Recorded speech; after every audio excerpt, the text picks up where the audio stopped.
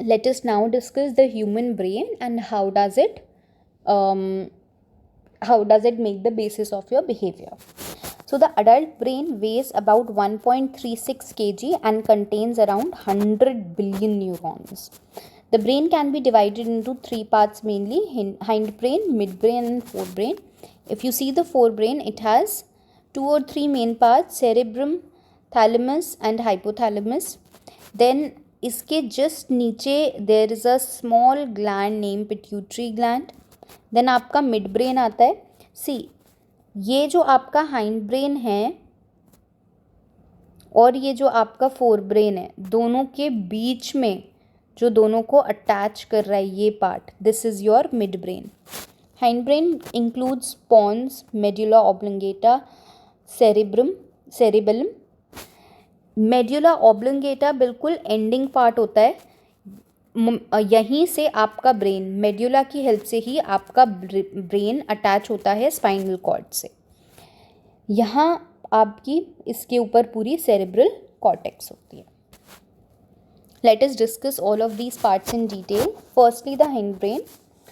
This part of brain has the following structures. Firstly, we have medulla oblongata. It is the lowest part of the brain that exists in continuation of the spinal cord. Its neural centers regulate some basic life supporting activities like breathing, heart rate and blood pressure.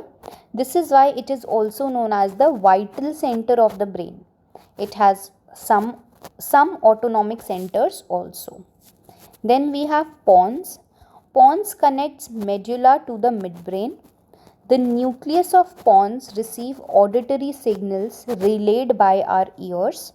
It is also related to sleep mechanism, particularly dream-related sleeping. The other nuclei in pons, they control respiratory movement and facial expression. Cerebellum आपके posture और equilibrium को maintain करता है और control करता है. It's main function is coordination of muscular movements. आपकी body के जितने मस्कुलर मूवमेंट्स हैं उनको कोऑर्डिनेट करेगा. ये मोटर कमांड्स को रिसीव करता है और उनको कोऑर्डिनेट करता है to the muscles. It also stores memory of movement patterns. जैसे कि साइकिल चलाने के लिए अगर कोई पर्टिकुलर मूवमेंट पैटर्न होता है या आप टाइप करते हो ना, तो कुछ टाइम बाद हमें रट जाता है, हम बिना देखे भी टाइप कर सकते हैं. वाई? बिकॉज मूवमेंट पैटर्न आपका, उसकी मेमोरी जो है वो कंट्रोल करता है आपका cerebellum. Mid brain. The mid brain is relatively small in size and it connects the hind brain with the fourth brain. A few neural centers related to some special reflexes and visual and auditory sensations are found here. An important part of midbrain, which is the reticular activating system or RAS, is responsible for our arousal also, arousal after waking up. It makes us alert and active by regulating sensory inputs. It also helps us in selecting information from the environment. Then we have your forebrain. Forebrain आपके cognitive, emotional and motor activities को perform करता है. इसके चार main parts होते हैं. Firstly we have hypothalamus.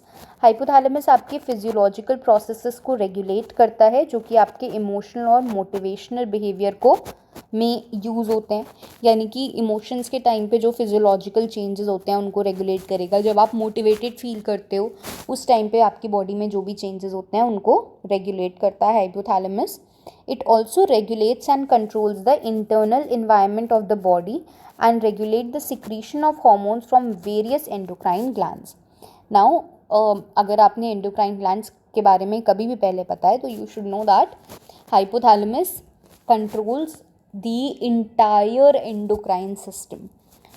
Pituitary gland आपके सारे ग्लैंड्स को कंट्रोल करता है और पिट्यूटरी ग्लैंड को हाइपोथैलेमस कंट्रोल करता है. इट इज़ जस्ट लाइक कि स्कूल में स्टूडेंट्स का ध्यान टीचर्स रखते हैं और टीचर्स का ध्यान प्रिंसिपल जो इंस्ट्रक्शंस टीचर्स को देगा, टीचर्स वही इंस्ट्रक्शंस, वही काम स्टूडेंट से करवा लेंगे. ठीक है. So hypothalamus is your principal and pituitary is your teacher. All the other glands are the students. Thalamus. Thalamus is like a relay station that receives all incoming sensory signals from sense organs and sends them to appropriate parts of the cortex for processing. It also receives all outgoing motor signals coming from the cortex and sends them to appropriate parts of our body. Then we have limbic system. Limbic system helps in maintaining internal homeostasis by regulating body temperature, blood pressure and blood sugar level. It includes two structures, hippocampus and amygdala. Hippocampus का एक बहुत important role होता है आपकी long term memory में और एमिगडेला का बहुत इंपॉर्टेंट रोल होता है आपके इमोशनल बिहेवियर में. Then we have cerebrum. This part regulates all higher levels of cognitive functions like attention, perception, learning, memory, language behavior, reasoning and problem solving. The cerebrum makes 2/3 of the total mass of the human brain. Its thickness varies from 1.5 mm to 4 mm, which covers the entire surface of the brain and contains neurons, neural nets and bundles of axons. The cerebrum is divided into two symmetrical halves. आपका जो cerebrum होता है वो दो parts में इस तरह से divided होता है called the cerebral hemisphere. So first is on the left side we have left hemisphere and on the right side we have right hemisphere.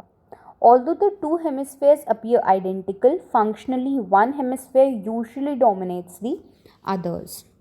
For example, the left hemisphere usually controls language behavior. The right hemisphere is usually specialized to deal with images, spatial relationships and pattern recognition. These two hemispheres are connected by a white bundle of myelinated fibers called corpus callosum. तो दोनों hemispheres के बीच में पतला सा fibres का bundle होता है जिसको बोलते हैं कॉर्पस कैलोसम, जो दोनों को अटैच करता है, दोनों ही हेमिस्फेयर्स को.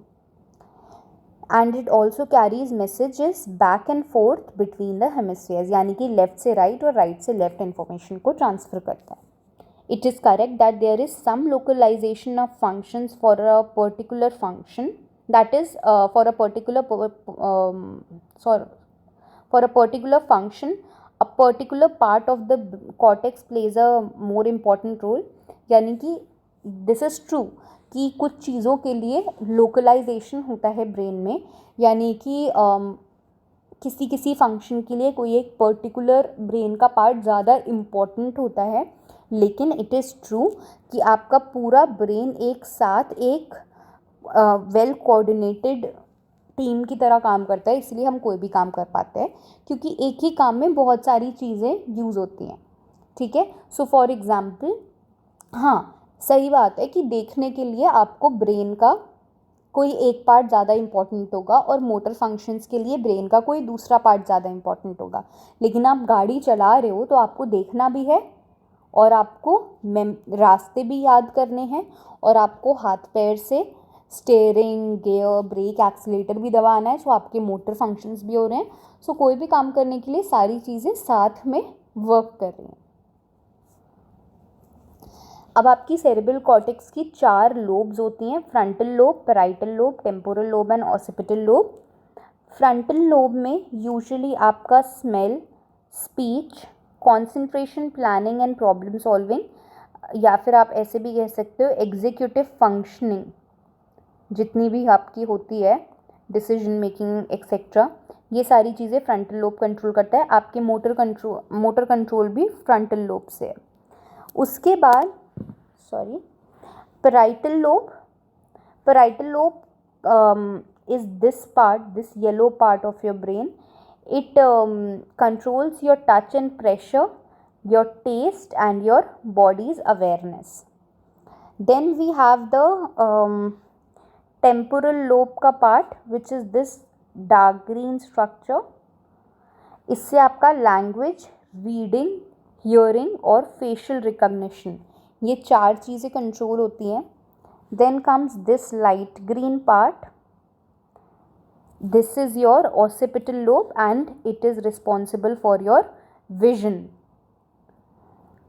सबसे नीचे ये सेरिबेलम का पार्ट है जो कि आपको आपकी सारे ब्रेन के पार्ट्स में कोऑर्डिनेशन, बॉडी कोऑर्डिनेशन, इन सब चीज़ों का काम करता है. With this we have discussed brain and its basis of behavior.